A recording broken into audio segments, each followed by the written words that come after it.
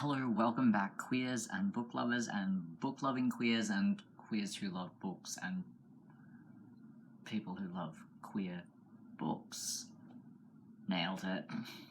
I haven't been on here in so long, but since it's Pride Month, I thought I would come on here and do a little book rec video of queer books. I'm only talking about ones that I have actually read though, but I am also only reading queer books this month, so there might be more at the end of the month. Who knows? Now, some of these books have a focus on LGBTQIA+ themes, or queer themes, and some have a more subtle or casual rep. I'm going to talk like a tiny little bit about each one, like a sentence or two, and then, yeah, I've also split them up into categories so that they're all like grouped together.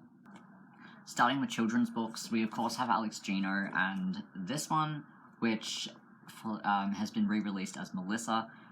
This follows a primary school student who is a trans girl, and she wants to play a part in the school play of Charlotte's Web, and they're not letting her because they think she's a boy, and she's fighting for it.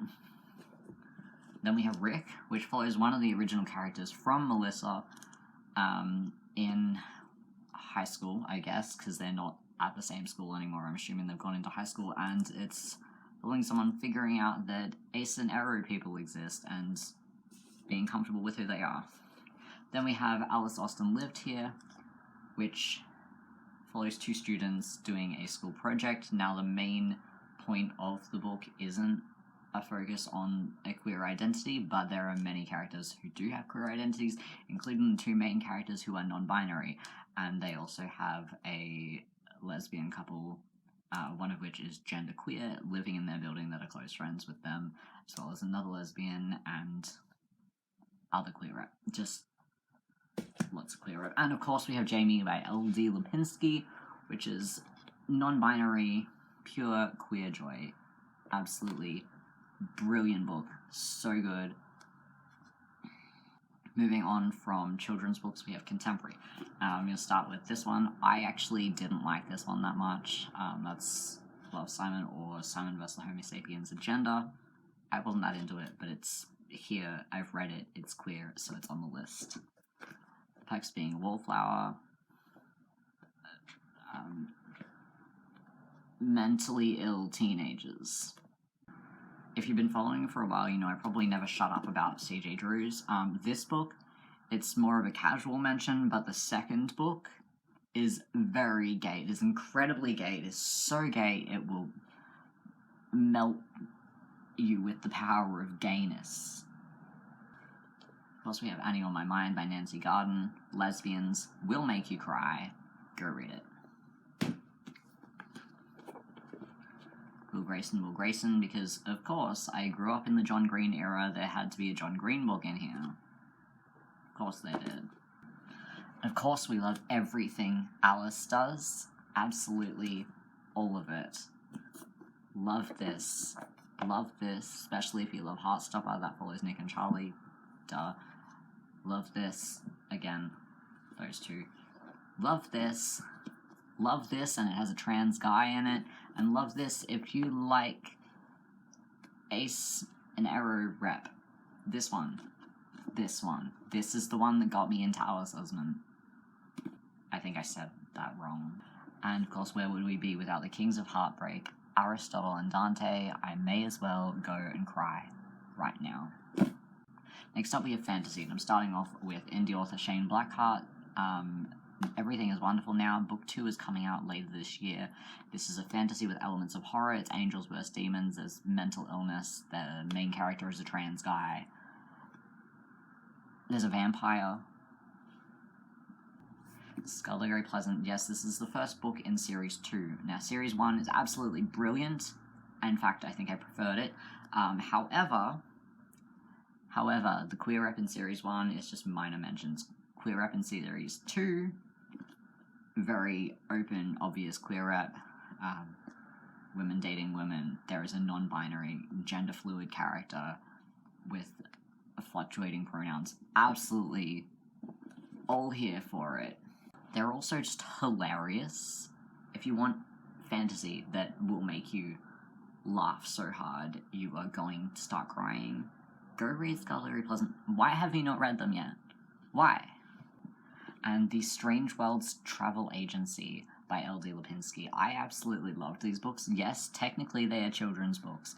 Do not come at me for that. They're fantasy. They're absolutely brilliant. In fact, I gifted these to my friend's 60-something-year-old dad for his birthday this year, and he loved them.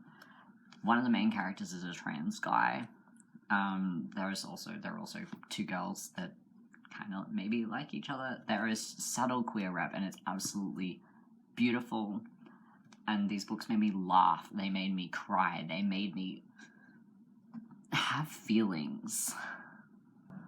Mystery, of course, Karen McManus. I don't read a whole lot of mystery. I'm more of a thriller boy, if we're on that scale. But I absolutely love Karen McManus, and there is a gay character in these. Graphic novels, obviously, Heartstopper by Alice. Obviously. And if you like Heartstopper, I need to absolutely insist that you go and check out Bloom. Same vibes, except they're in a bakery.